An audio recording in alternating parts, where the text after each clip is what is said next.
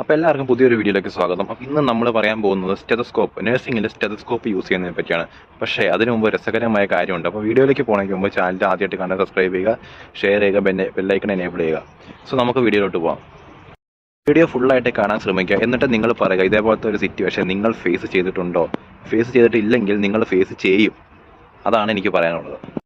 നമ്മളെല്ലാവരും നേഴ്സിംഗ് പഠിക്കണ സമയത്ത് അപ്പോൾ ഏറ്റവും കൂടുതൽ കാത്തിരിക്കുന്ന സാധനമാണ് സ്റ്റെതസ്കോപ്പ് എന്ന് പറയുന്നത്. സ്റ്റെതസ്കോപ്പ് അറിയാമായിരിക്കുമല്ലോ, എല്ലാവർക്കും അറിയാം, കഴുത്തിലിടുന്ന സാധനം അല്ലേ.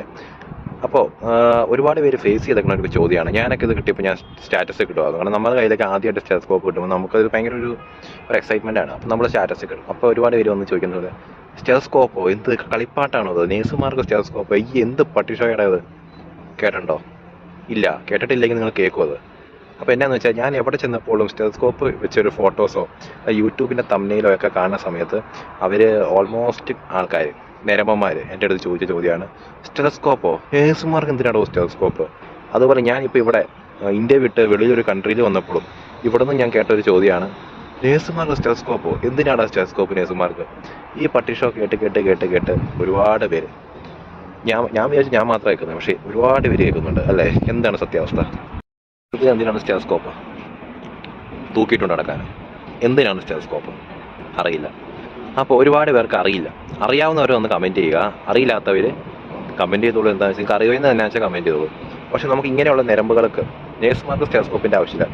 അതുപോലെ തന്നെ നമ്മുടെ കമൻറ്റിലും ഫോട്ടോസിന് കമൻറ്റിൽ വന്ന് എന്ത് പട്ടിഷോ വേണം. ഞാൻ 2018 എനിക്ക് സ്റ്റെത്ത് ആദ്യമായിട്ട് കിട്ടിയത്. അപ്പോൾ എൻ്റെ അവിടെ ആദ്യം ലോകത്തിലെ മഹാത്ഭുതം സംഭവിച്ചു. ഇത് എവിടെ നിന്നാണ് ഈ സാധനം കിട്ടിയത്? ഞാൻ ആലോചിക്കണം, നമ്മുടെ സമൂഹം എന്താ പൊട്ടന്മാരാണോ? എന്താണ് പൊട്ടന്മാരാണോ നമ്മുടെ സമൂഹം? അല്ല എന്നാണ് എൻ്റെ ഒരു ഇത്. പക്ഷേ ഇങ്ങനെയുള്ള കമൻറ്റും കാര്യങ്ങളൊക്കെ കാണുമ്പോൾ നമുക്ക് എന്ന് തോന്നി തുടങ്ങും. അത് നമ്മളെ സംബന്ധിച്ചത് കേരളം ഹൈ ലിറ്ററസി ഉള്ളൊരു നാടാണ്. അവർ തന്നെ ഇങ്ങനെയൊക്കെ പറയുന്ന സമയത്ത് നമ്മളെന്താ പറയുക അല്ലേ. ഇപ്പം എന്താണ് സ്റ്റെതസ്കോപ്പിൻ്റെ യൂസ്?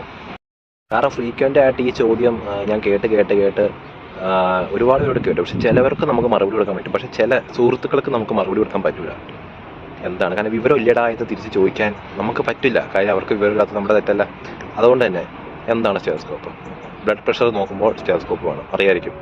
BP നോക്കുമ്പോൾ നമുക്ക് സ്റ്റെത്തിൻ്റെ ആവശ്യം വരും. ഓസ്കാൾട്ടേഷൻ, അങ്ങനെ പല റെസ്പിറേഷൻ ഒക്കെ നോക്കുമ്പോൾ സ്റ്റെത്തിൻ്റെ ആവശ്യം വരും. ഏറ്റവും കൂടുതൽ ഒരു ഹോസ്പിറ്റലിൽ BP നോക്കുന്ന ആരാണ്? നേഴ്സാണോ ഡോക്ടറാണോ? നേഴ്സും ഡോക്ടറും BP നോക്കാറുണ്ട്. കാരണം ഡോക്ടേഴ്സാണ് ഈ പേഷ്യൻ്റ് വരുമ്പോൾ അവർ വൈറ്റൽസ് എടുത്തിട്ടാണ് ചെയ്യുന്നത്.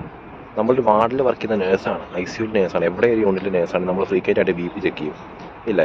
അപ്പോൾ നമുക്ക് സ്റ്റെത്തിൻ്റെ ആവശ്യമുണ്ട്. അതിന് മാത്രമല്ല NG tube, nasogastric tube insert ചെയ്യുമ്പോൾ അപ്പോൾ നമ്മൾ സ്റ്റെത്ത് യൂസ് ചെയ്യും.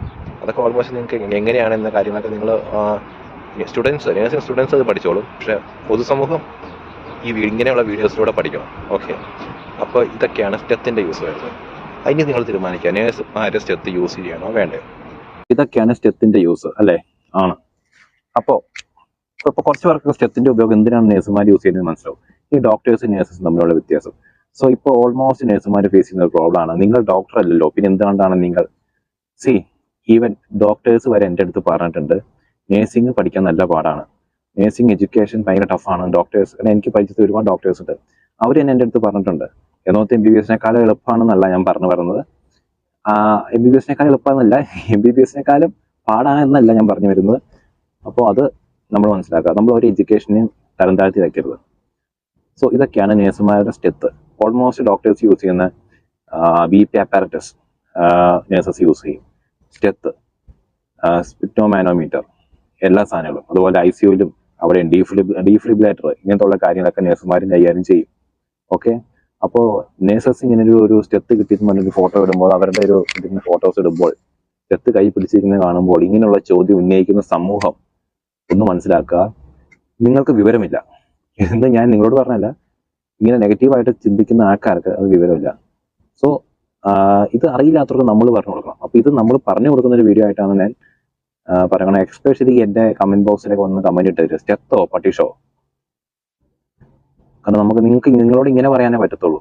ഓക്കെ, അപ്പോൾ നമ്മൾ ഒരു വിഭാഗം ആൾക്കാർ നേഴ്സുമാരായിട്ട് നേഴ്സിംഗ് പഠിക്കാൻ പോയിട്ടുണ്ട്, ഒരുപാട് സ്റ്റുഡൻസ്. അപ്പോൾ നിങ്ങൾക്കൊക്കെ ഭയങ്കര ലൈഫൊക്കെ എൻജോയ് ചെയ്യുന്നു എന്ന് ഞാൻ പറയില്ല, പക്ഷെ എൻജോയ് ചെയ്യാൻ ശ്രമിക്കുക മാക്സിമം.